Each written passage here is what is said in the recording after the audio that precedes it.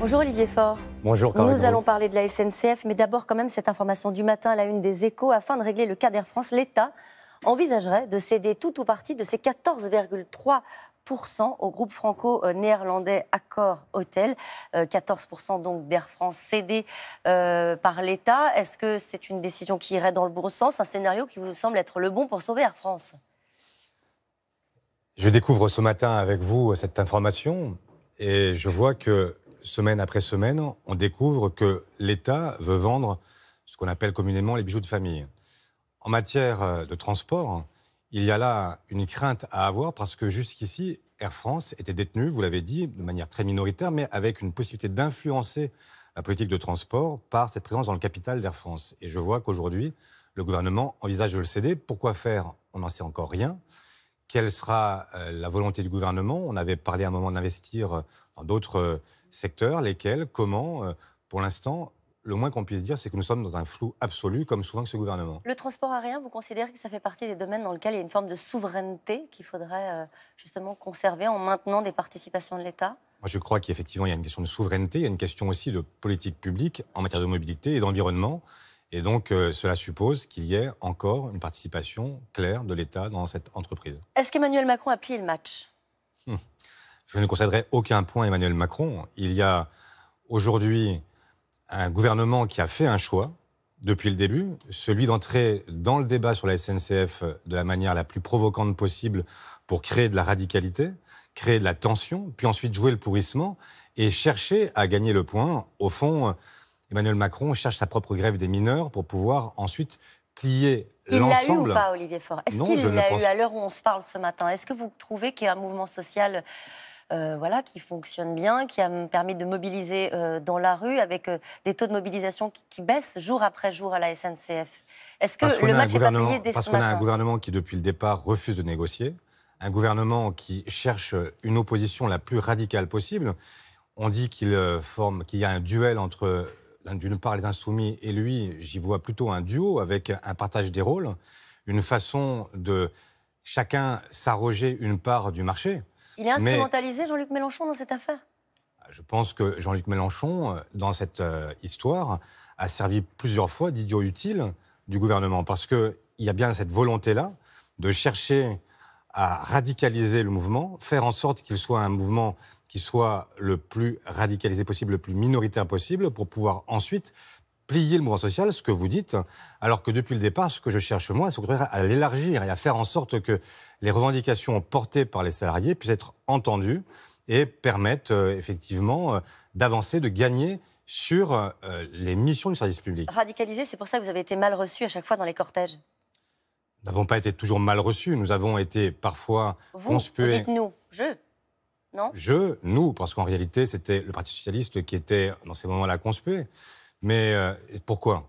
Parce que tout simplement, il y a dans ces mouvements des gens qui se sont radicalisés eux-mêmes et qui n'apprécient jamais, y compris le fait qu'il y ait les gens qui viennent les soutenir. Moi, j'ai beaucoup de mal à comprendre les gens qui viennent siffler ceux qui les soutiennent. Mais c'était une minorité et c'est souvent la présence des caméras qui crée un peu... Donc c'est notre faute.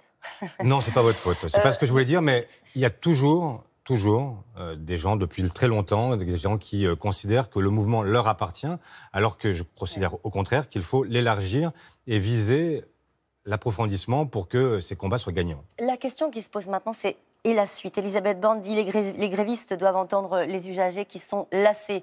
Elle dit les syndicats doivent prendre leur part de responsabilité, que ce conflit social a coûté 400 millions d'euros à la SNCF. Je vous arrête. Les 400 millions... C'est vrai que ça a coûté 400 millions à la SNCF. Vous avez raison. Mais qui en est responsable? Le gouvernement qui refuse de négocier ou les gens qui défendent leurs droits? Pourquoi est-ce qu'on ferait un chèque en blanc pour une destination inconnue? Au moment où nous nous parlons, que se passe-t-il? Nous avons des inconnues fortes. On a le plus total flou sur plusieurs sujets. Le premier, je veux parler tout simplement de la question des petites lignes et du transfert aux régions de la responsabilité des petites lignes. Comment ça se passera? Quels seront les fonds qui seront dévolus à ces régions? On n'en sait rien. Sur la question de la convention collective qui va protéger les salariés qui sont dans le domaine du ferroviaire, là aussi, la seule chose qu'on sait, c'est qu'il y aura une négociation, c'est bien le moins, mais que si elle n'aboutit pas, ce sera un décret gouvernemental. Que conviendra-t-il On n'en sait toujours rien. Et donc, nous ne pouvons pas accepter l'idée du chèque en blanc à un gouvernement qui, depuis le début, trahit les salariés. Ça veut dire que le combat doit continuer. C'est ça que je comprends ce matin dans ce que vous nous expliquez, alors qu'on a l'impression que c'est fini. Ça veut dire qu'il faut permettre aux Français de comprendre ce qui se passe.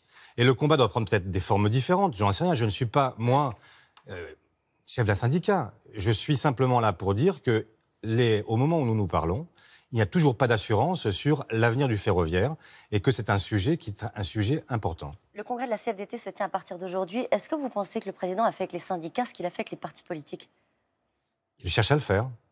Quand tout à l'heure je disais qu'il cherche à radicaliser le mouvement, il cherche aussi, par ce canal-là, à mettre de côté ce qu'on appelle habituellement les syndicats réformistes. Il y avait des gens pour négocier, y compris la CGT. Et bien sûr la CFDT, bien sûr Force ouvrière, bien sûr l'UNSA, bien sûr toutes les formations syndicales qui souhaitaient, elles aussi, une évolution. Parce que ce serait faux de dire qu'il n'y aurait que le gouvernement qui pense à des évolutions. Tout le monde la souhaite, l'évolution, mais pas n'importe laquelle, en tout cas pas celle-là. C'est le jour J pour l'audiovisuel public. La réforme va être présentée aujourd'hui par la ministre de la Culture. Est-ce qu'il y a un sujet sur lequel vous serez particulièrement vigilant? Plusieurs, mais le premier sujet, c'est effectivement l'indépendance de l'audiovisuel public. Vous savez que le gouvernement, même si aujourd'hui il n'en dit plus rien, a souhaité revenir sur ce qui était un des grands acquis du quinquennat précédent, c'est-à-dire la nomination des présidents de l'audiovisuel public par le CSA et non plus par le pouvoir comme ce fut le cas sous Nicolas Sarkozy. Aujourd'hui, cette menace existe toujours et j'aimerais aujourd'hui avoir l'assurance que ça ne sera pas le cas. Parce que on voit bien que la tentation d'Emmanuel Macron, qui est un peu un égo président, eh bien, c'est d'être systématiquement à chercher à plier en partie la liberté d'expression et la liberté des médias. Pour prendre le pouvoir sur les médias? Mais regardez ce qui se passe sur les fake news. Vous avez vu que la semaine passée, ils ont été jusqu'à écrire que désormais, on aurait une fake news chaque fois que l'information ne serait pas vérifiable. Combien de scandales ne seraient jamais sortis si on avait eu ce texte? Sur la même chose sur le secret des affaires. On a un autre texte qui est actuellement en discussion au Parlement et qui, lui, vise à protéger les entreprises de toute information les concernant, notamment celles qui pourraient leur nuire. Mais là aussi, on a, sur Lafarge, etc., on aurait pu avoir des informations qui ne seraient jamais sorties. Et donc, là aussi, je dis attention, il faut mettre les warnings, faire en sorte que ce président ne puisse pas, à chaque fois, plier, contrôler, faire en sorte que tout soit à sa propre main, parce que c'est sa tentation. Merci beaucoup, Olivier Faure. Merci à vous.